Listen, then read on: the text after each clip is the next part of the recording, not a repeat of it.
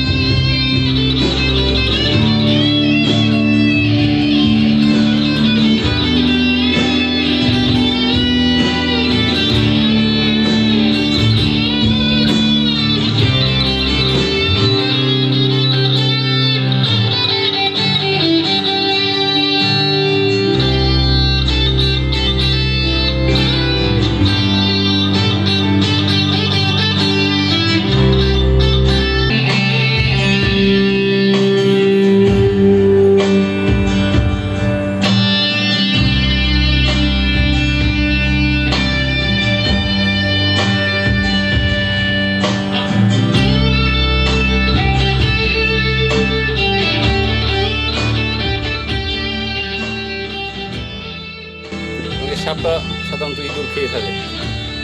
ধান খেতে গাছে ওরা বসবাস করে, নিয়মিতভাবে ইঁদুর খায়। এরা একটু পুকুরি সাপ, যেটা মানুষ চেনে না। এটা আসলে বিষধর সাপ না।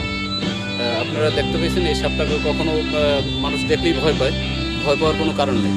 এবং এই সাপগুলোর দেখেন ঘাড়টা চিকন, যেহেতু এই সাপ দেখলেই আপনি বুঝতে পারবেন যে লেজটা অনেক সরু লম্বা। এই সাপটা ওর চিহ্ন হইলো এখানে লেজে দেখেন খাপ খাপ একটা সোজা সরু চিহ্ন আছে।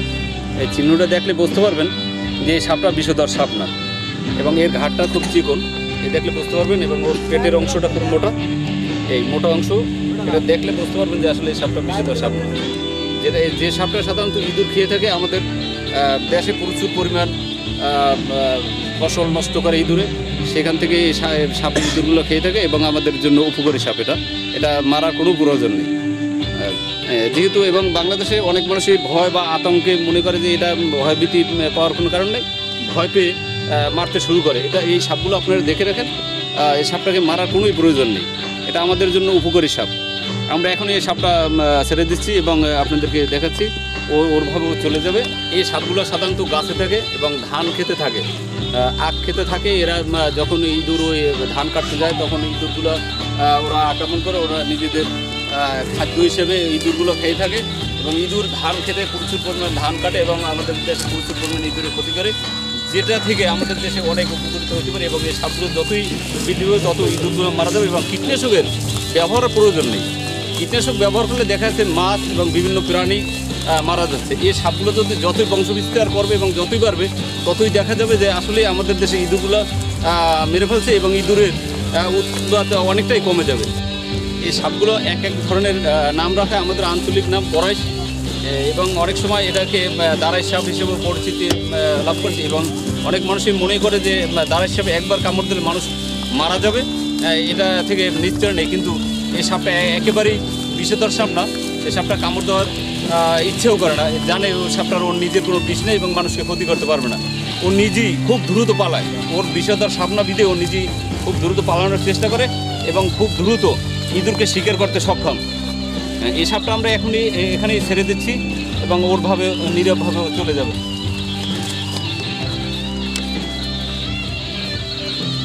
আমরা ছেড়ে দিচ্ছি, ওরভাবেও আবার ধান খেতে চলে যাচ্ছে, ও নীরবে বসবাস করবে।